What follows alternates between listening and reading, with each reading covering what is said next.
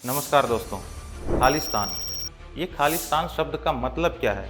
ये खालिस्तान शब्द एग्जिस्टेंस में आया कहाँ से? क्या खालिस्तान मूवमेंट का तरीका हमेशा से ही आतंकवाद और मिलिटेंसी का ही था? ये खालिस्तान मूवमेंट शुरू कैसे हुआ और इसमें पाकिस्तान का क्या रोल है? आइए जानते हैं इस वीडियो में। सबसे पहले हम ये समझते हैं कि ये खालसा शब्द का मतलब क्या है। साल 1699 में सिखों के 10वें गुरु गोविंद सिंह जी ने एक पंथ की स्थापना की थी, जिस पंथ का नाम वो रखते हैं खालसा। खालसा का मतलब होता है प्योर, शुद्ध। ये लोग बेसिकली वॉरियर थे, जिनका मोटिव था मासूमों पर मुगलों के द्वारा धर्म के आधार पर किए गए अत्याचारों से उनको बचाना। लेकिन समय के साथ साथ इसका मोटिव बदल जाता है और इसका भी राजनीतिकरण हो जाता है। अब खालिस्तान मूवमेंट शुरू कहाँ से हुआ, ये समझने के लिए हम चलते हैं साल 1920 में। साल 1920 का वक्त वो था जब अंग्रेजों के खिलाफ देश में लहर तेज हो रही थी। आज़ादी की लड़ाई जोर पकड़ रही थी। 1920 आते आते गोल्डन टेम्पल के अकाल तख्त और तरंग तारंग जैसे कुछ मुख्य गुरुद्वारों पर अंग्रेजों ने कंट्रोल कर लिया था। बाकी बचे हुए लगभग 250 से ज़्यादा गुरुद्वारे महंतों के हाथ में ही थे। क्योंकि सिखों के बीच गुरुद्वारों का काफ़ी महत्व था, अंग्रेज इसका इस्तेमाल अपने राजनीतिक पर्पस को पूरा करने के लिए करते थे। इस समय तक सिखों के बीच में भी देशभक्ति की भावना काफ़ी बढ़ रही थी और वो आज़ादी की लड़ाई में बढ़ चढ़ के हिस्सा ले रहे थे।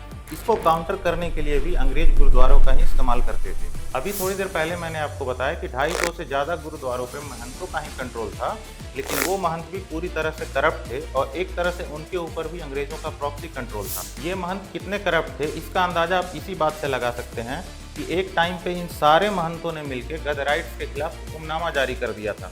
गदराइट्स वो होते थे जो आर्म्स स्मगल करके लाते थे, जिनका इस्तेमाल आज़ादी की लड़ाई में हुआ करता था। सिर्फ इतना ही नहीं, जालियांवाला बाग कांड के आरोपी जनरल डायर को इन लोगों ने बुला के सम्मान दिया था और उन्हें सरोपा भेंट किया था।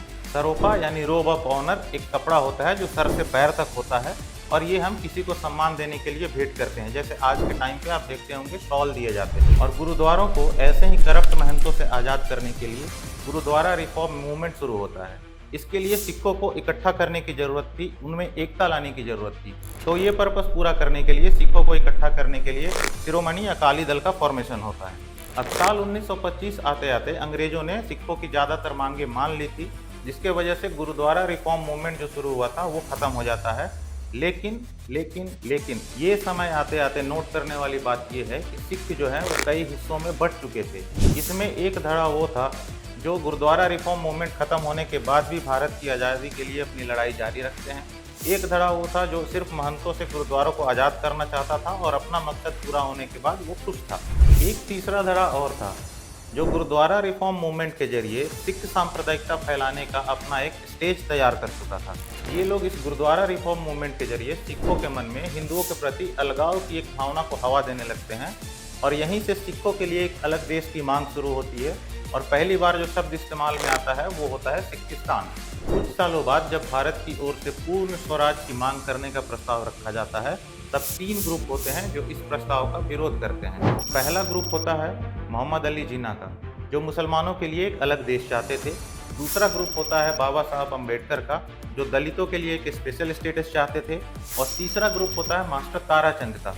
मास्टर ताराचंद जो थे वो शिरोमणि गुरुद्वारा प्रबंधन कमेटी के संस्थापक सदस्यों में से एक थे, जिसकी स्थापना गुरुद्वारा रिफॉर्म मूवमेंट चलाने के लिए की गई थी। क्योंकि सिखों की आबादी हिंदुओं और मुसलमानों दोनों से ही कम थी, मास्टर ताराचंद का कहना था कि अगर धर्म के आधार पर मुसलमानों के लिए सीटें आरक्षित की जाती हैं तो फिर ये सिखों के लिए भी होना चाहिए। यहाँ से फिर से सिखों के लिए एक अलग देश की मांग उठती है और पहली बार खालिस्तान शब्द का इंट्रोडक्शन होता है। आगे चल के 1947 में भारत आज़ाद हो जाता है और पंजाब का 2 हिस्सों में बंटवारा हो जाता है, भारत और पाकिस्तान के बीच। इस बंटवारे से जो खालिस्तान समर्थक थे उनको एक काफ़ी गहरा धक्का लगता है, एक झटका लगता है और उनकी एक अलग सिख देश बनाने की, खालिस्तान बनाने की उम्मीदों पे लगभग पानी फिर जाता है और ये उम्मीद लगभग ख़त्म ही हो जाती है। साल 1953 में भारत सरकार लैंग्वेज के आधार पर आंध्र प्रदेश राज्य का गठन करती है। इस घटना से खालिस्तान समर्थक और अकाली दल की एक नई उम्मीद जगती है और ये सोचते हैं कि धर्म के आधार पे तो सिखों के लिए एक अलग देश या अलग राज्य नहीं बन सकता, क्योंकि संविधान भी इसकी इजाज़त नहीं देता और भारत सरकार भी ये मांग नहीं मानेगी। तो क्यों ना हम लैंग्वेज के आधार पे इसकी एक अलग मांग करते हैं। तो उस समय ये लोग लैंग्वेज के आधार पे पंजाबी बोलने वाले लोगों के लिए एक अलग राज्य की मांग रखते हैं। लेकिन भारत सरकार को ये शक होता है कि ये लोग लैंग्वेज की आड़ में धर्म के आधार पर राज्य का बंटवारा करना चाहते हैं और सिखों के लिए एक अलग राज्य चाहते हैं। तो तो भारत सरकार इस मांग को भी नामंजूर कर जाती है। साल 1966 तक पंजाबी बोलने वालों के लिए एक अलग राज्य के लिए आंदोलन चलते रहता है। इस बीच काफ़ी हिंसा की घटनाएं भी होती हैं, लेकिन फाइनली 1966 में जाके भारत सरकार इस मांग को मान लेती है और पंजाब से ही अलग होकर हिंदी बोलने वालों के लिए हरियाणा बनता है और पंजाब के कुछ पहाड़ी इलाकों को हिमाचल प्रदेश में दे दिया जाता है और पंजाबी स्पीकिंग लोगों के लिए पंजाब रह जाता है। चंडीगढ़ को पंजाब और हरियाणा दोनों राज्यों का राजधानी बनाया जाता है। इस टाइम सेंटर में इंदिरा गांधी की सरकार थी। इस बंटवारे के बाद खालिस्तान शब्द का इस्तेमाल ज़्यादा शुरू हो जाता है और अकाली दल जो है खालिस्तान के लिए अपनी राजनीतिक लड़ाई लड़ते रहता है। साल 1972 में विधानसभा के इलेक्शन होते हैं और इस इलेक्शन में अकाली दल का काफ़ी खराब प्रदर्शन होता है। इस खराब प्रदर्शन की वजह से अकाली दल सोचने पे मजबूर होता है और 1973 में जाके अकाली दल 12 लोगों की एक कमेटी फॉर्म करता है जो आनंदपुर रेजोल्यूशन पास करती है। इस आनंदपुर रेजोल्यूशन की 3 बड़ी मांगे थी। पंजाब की नदियों सतलज और ब्यास के पानी का फिर से बंटवारा होना, चंडीगढ़ को पूरी तरह से पंजाब में शामिल कर देना और तीसरी मांग थी कि हरियाणा, राजस्थान और हिमाचल प्रदेश के जो पंजाबी स्पीकिंग इलाके हैं, जहां पंजाबी स्पीकिंग लोग मेजॉरिटी में हैं, उन इलाकों को पंजाब में शामिल करना। इसके अलावा एक बड़ी मांग इनकी और थी, जो ये पंजाब के लिए एक ज़्यादा ऑटोनोमस स्टेटस चाहते थे और पंजाब के लिए एक अलग कॉन्स्टिट्यूशन भी चाहते थे। धीरे धीरे सिखों के बीच में आनंदपुर रेजोल्यूशन के लिए सपोर्ट बढ़ता जाता है, लेकिन समय के साथ साथ अकाली दल जो है वो पॉलिटिकली कमज़ोर होती जाती है। अब यहाँ पे गौर करने वाली बात ये थी कि खालिस्तान के लिए अब तक जो लड़ाई हो रही थी वो राजनीतिक लड़ाई थी। अकाली दल राजनीतिक लड़ाई लड़ रहा था, लेकिन अकाली दल के कमज़ोर होने से अब ये लड़ाई जो है आतंकवाद और अलगाववाद और मिलिटेंसी की तरफ मुड़ जाती है। अब यहाँ से आतंकवाद, अलगाववाद और मिलिटेंसी का दौर शुरू होता है और इसका पोस्टर बॉय निकल के आता है जरनैल सिंह भिंडरावाले। यहाँ गौर करने वाली बात ये भी है कि एक टाइम पे इंदिरा गांधी ने जरनैल सिंह भिंडरावाले का सपोर्ट किया था अकाली दल को कमज़ोर करने के लिए, लेकिन ये इनकी लाइफ की सबसे बड़ी गलती साबित होने वाली। धीरे धीरे समय बीतता है और जरनैल सिंह भिंडरावाले जो था वो काफ़ी लोगों को पंजाब के अंदर मारता है, जिसमें निरंकारी सिख, खालिस्तान का विरोध करने वाले, हिंदू और इसके अलावा क्या पत्रकार, क्या पुलिस, क्या नेता, सब लोग शामिल थे।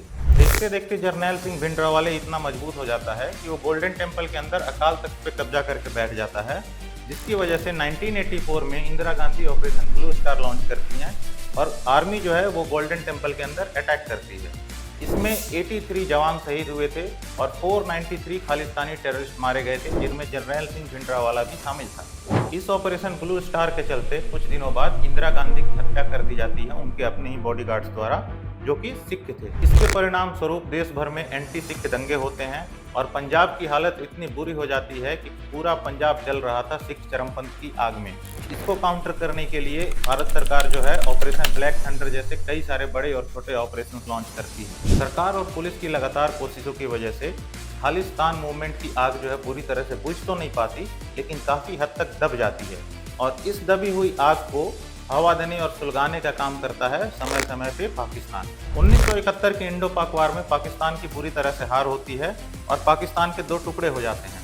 बांग्लादेश नाम का एक नया देश बनता है और इस हार के बाद पाकिस्तान को ये समझ में आ जाता है कि आमने सामने की लड़ाई करना और इसमें जीतना बहुत ही मुश्किल है। तो ये एक ब्लीड इंडिया पॉलिसी अपनाते हैं और ब्लीड इंडिया पॉलिसी के तहत ये आमने सामने की लड़ाई तो नहीं लड़ेंगे, लेकिन जितने भी एंटी इंडिया एलिमेंट्स हैं उनको सपोर्ट करना है और एक तरह से प्रॉक्सी वार लड़ना है इंडिया के खिलाफ। इसी ब्लीड इंडिया पॉलिसी के तहत पाकिस्तान खालिस्तान मूवमेंट को भी सपोर्ट करता है और वो खालिस्तानी समर्थक लीडरों को अपने यहाँ बुलाता है, जो वो बयान देते हैं पाकिस्तानी मीडिया उसे जोर शोर से उछालता है और वो खालिस्तान मूवमेंट को फंड भी करता है और इस आंदोलन को सपोर्ट करता है। कुछ खालिस्तानी समर्थक ऑर्गेनाइजेशंस हैं, जैसे खालिस्तान कमांडो फोर्स। इसका मुखिया परमजीत सिंह पंजवार 1994 से लाहौर में है और वहीं से अपना ऑपरेशन चलाता है। बब्बर खालसा इंटरनेशनल का लीडर वाधवा सिंह बब्बर भी लाहौर से ही अपने ऑपरेशन चलाता है और लाहौर में ही रहता है। जरनैल सिंह भिंडरावाले जो 1984 के ऑपरेशन ब्लू स्टार में मारा गया था, उसका भतीजा लखवीर सिंह रोडे भी लाहौर में ही है और वहीं से अपने ऑपरेशन चलाता है। बब्बर खालसा का इंडिया हेड रिंदा वो भी लाहौर में ही है और वहीं से अपने ऑपरेशन चलाता है। इसके अलावा सिख फॉर जस्टिस फाउंडेशन का मुखिया गुरपतवंत सिंह पन्नू एक यूएस सिटीजन है और वो यूएस में ही रहता है।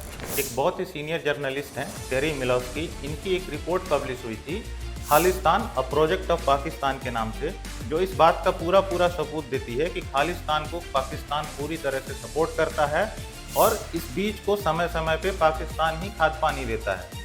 आप इस रिपोर्ट को पढ़ना चाहें तो इसका लिंक मैं डिस्क्रिप्शन में अटैच कर दूंगा, आप वहां पे जाके इस रिपोर्ट को पढ़ सकते हैं। आज भारत में खालिस्तान आंदोलन काफ़ी हद तक कंट्रोल में है, लेकिन यूके, कनाडा, ऑस्ट्रेलिया, जर्मनी, इन सब देशों में ये गतिविधियां आज भी चलती रहती हैं। अगर आपको ये वीडियो अच्छी लगी हो तो इसको लाइक करें और हमारे चैनल को सब्सक्राइब करें।